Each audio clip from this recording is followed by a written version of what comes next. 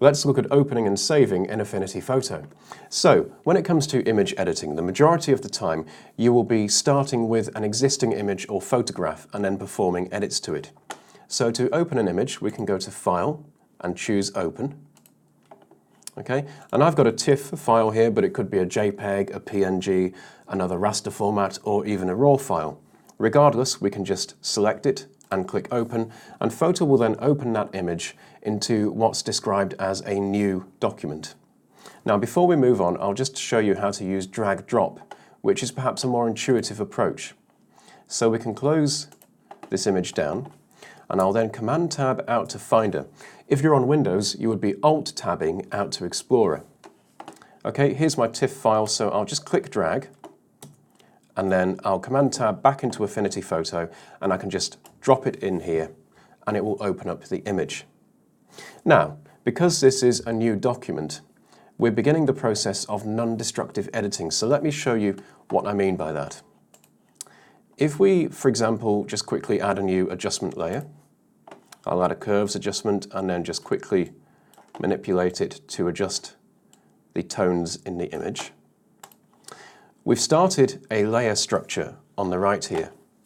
And what we now want to do is save this image or document as an Affinity Photo document.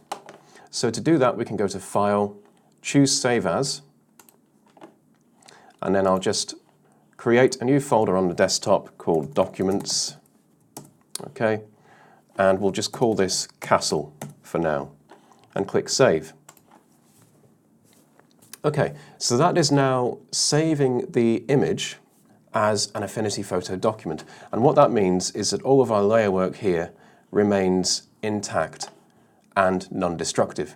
So if I now close this image down, and once again I go to Finder, and I go to the desktop, find my Documents folder, there's my Affinity Photo document. If I drag this in and open it up, you'll see it retains that adjustment layer here, meaning we've achieved a non-destructive workflow.